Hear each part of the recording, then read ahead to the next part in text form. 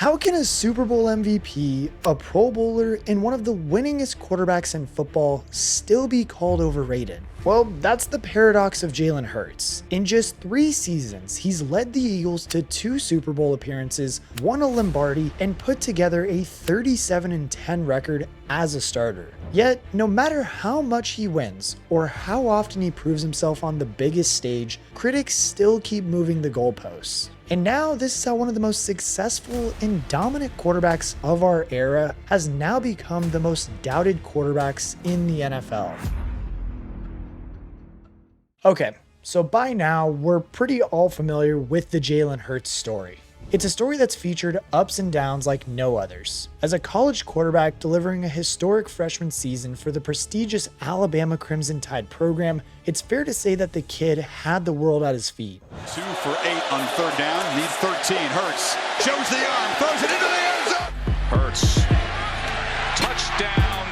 Hurts now took a peek downfield and now just barrels forward, still running in the clear and scores. But then, in the biggest game of his career, disaster struck. And in the middle of a national championship game, the greatest of all time, the GOAT, and Nick Saban benches him. The whole country watches him. He's got to sit and he's got to root on his teammate. And Tua Tagovailoa wins the game in overtime. And Jalen Hurts has got to celebrate with his teammates after being benched. And what does Jalen Hurts do?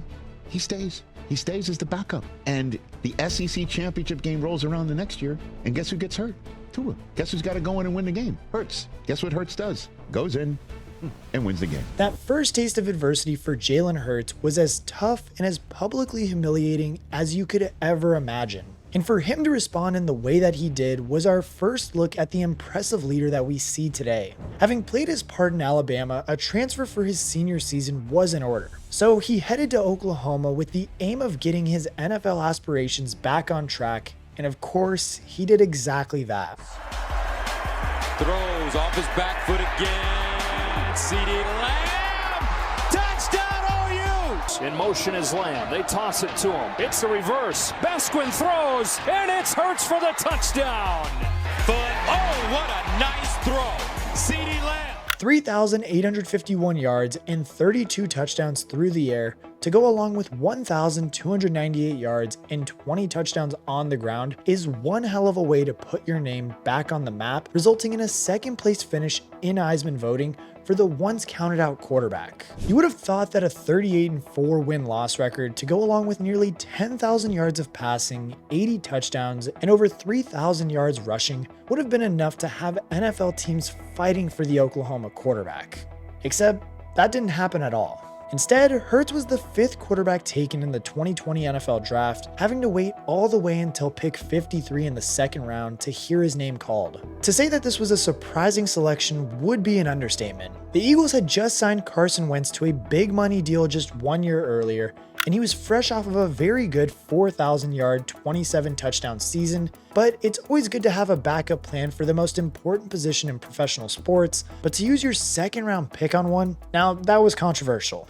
If I am Carson Wentz and I believe in myself, I'm going to demand a trade right now. You draft my replacement, you said this whole draft is about getting me help. If you're Carson Wentz and you won't get me help because you want that 2nd-round pick so bad to go to the guy who's going to replace me, no. And the fans, they weren't happy either. Hold on, did they pick him? I need to know if they picked Jalen Hurts or somebody else, or if this is their pick. Because if this is their pick, it's time for him to go. He can go today. Pack your bags now, Howie, if that's your pick. If that's your pick, pack your bags. Disgusting. Nobody wanted Jalen in Philadelphia, but what did he do? He put his head down and got to work. Because when his time came later in that rookie season, he was gonna be ready. He may have only won one of his 4 starts as a rookie, but this was enough to convince the Eagles front office that he was the guy. The media, though, not so much. So my takeaway on Jalen Hurts is I don't think he's a franchise quarterback. I think you can win games with him. He's already won a game or 2. Tim Tebow won 7 straight games. But with Jalen Hurts, I just don't see the pocket awareness. I see he bails too fast, not a big guy, not terribly accurate. For me, I don't see it. Have the Eagles found their franchise quarterback? I'm not sold yet. I'm not sold yet. I'm not saying that he can't be. I'm not saying that he won't be. I'm saying that I'm not sold yet. The guy completed 52% of his passes last year. He didn't have a great record last year. But we also saw him in college struggle to throw with accuracy. And that's a big deal for me when it comes to the quarterback position, Marcus. And Molly, you know that about me. I'm fixated on that from the quarterback spot. And until I see that, I'm never sold on a quarterback. Now, it's pretty unusual to say that Stephen A. Smith gives a good take, but he made some good points there. Accuracy is pretty damn important for a quarterback, which is why it was good to see Hurts improve to a 61.3% completion rate in 2021 as the team's full-time starter, putting up 3,144 yards passing, 16 touchdowns, and 9 interceptions to go along with a whopping 784 yards and 10 touchdowns on the ground. It wasn't perfect, but it was progress. And Howie Roseman had seen enough to know for sure that he had his franchise quarterback.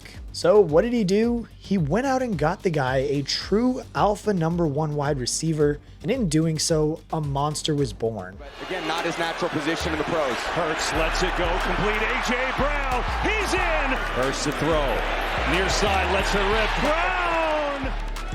Come out firing to start this drive, and they're going deep. And it's caught! Now furnished with an elite wide receiver duo of A.J. Brown and Devonta Smith, Jalen Hurts broke out in style. The dual threat phenom who had dominated the college stage was back, sending beautifully placed deep balls down the sideline for A.J. Brown and firing bullets into small windows for Devonta Smith. This wasn't just your typical dual threat quarterback though.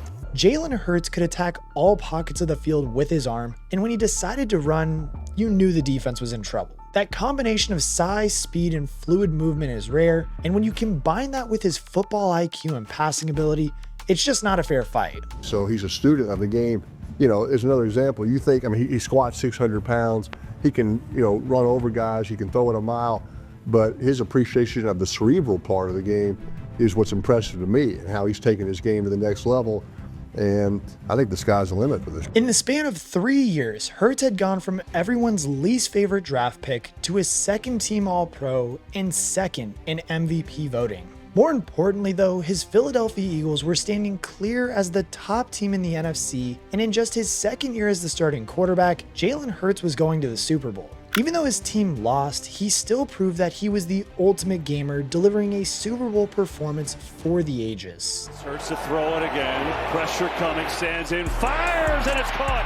Loading up, taking a shot, looking for A.J. Brown. He's got it. Now Hurts on the keep, has a seam, and Jalen Hurts is in for the touchdown. Even the Super Bowl MVP Patrick Mahomes had to admit it was a stellar outing.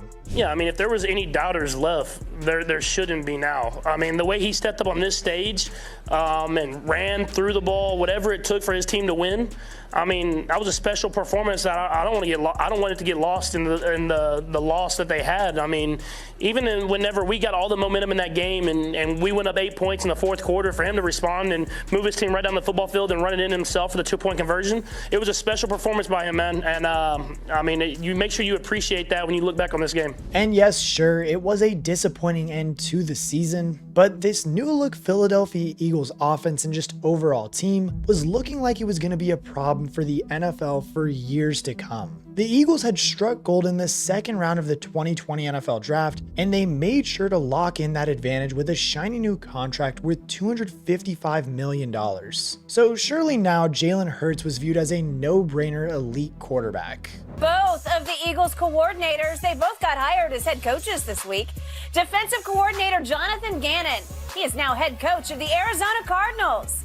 Meanwhile, offensive coordinator Shane Steichen, he is now the head coach of the Indianapolis Colts. Instead though, after losing both of their coordinators that helped Philly get to the Super Bowl, the Eagles defense became one of the very worst in the NFL in 2023, and by the end of the season, the offense was out of ideas as well. And when you get paid $200+ million, we need results. When it looks ugly, when it looks bad, we need you to take care of that.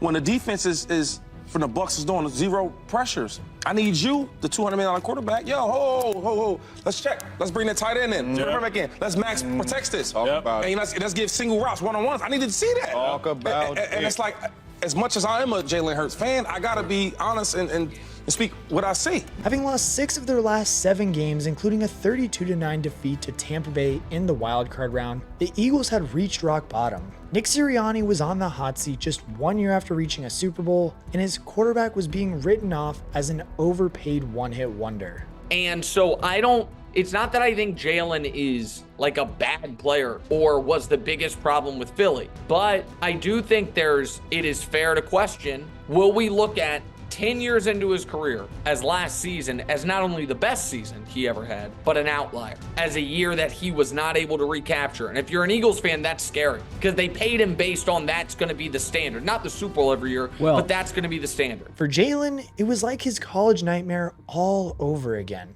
No one believed in him, and all the Eagles' problems were being pinned on him.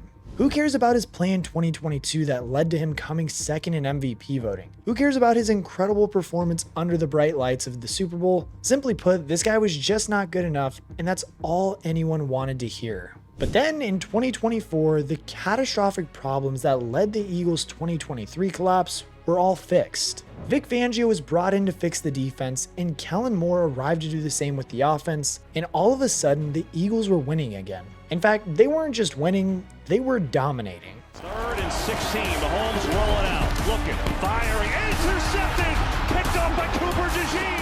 Has time, now locates Barkley out of the backfield. Barkley slips 2 tackles and picks up the first down, jumping up in the air to the 30.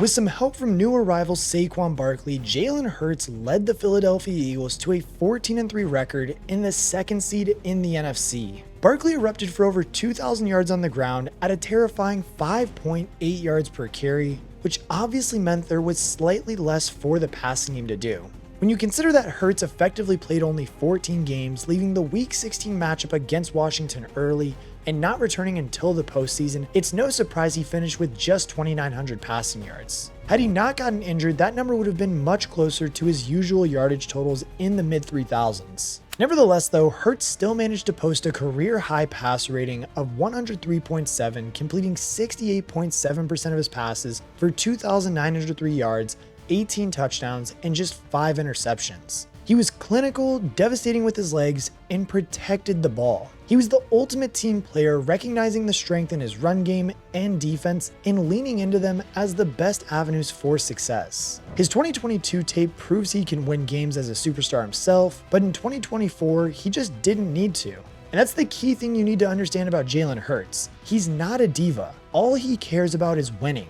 and he will play whatever role his team needs him to ensure that. Of course, there were many who completely ignored that nuance and continued to doubt the Eagles quarterback. I respect a lot about Jalen Hurts, but I think Jalen Hurts is also like the most overrated player in football. That's me. I know I'm wrong. I take a lot of crap about that comment.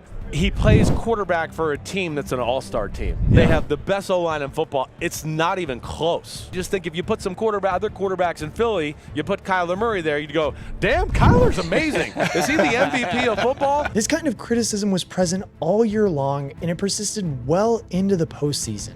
Philadelphia, if they win the Super Bowl, will do the unthinkable twice. They'll win a Super Bowl with a coach we're not sure of and a quarterback nobody really loves. A Super Bowl champion and a trivia answer. It was official. When the Eagles do bad, it's Jalen Hurts' fault. When they do good, it's everyone else around them. It's all the media could talk about. But did Jalen let that get to him? Did he ever lash out at the media?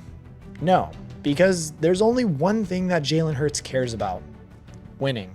And boy did he have the last laugh when showing up with the 2 best games of the season in none other than the NFC Championship game and the Super Bowl. First to throw, near side, lets her rip, Brown, touchdown! Or maybe it's throw the dagger, Hurts going deep, for it all, Devontae Smith! He has got it! Touchdown!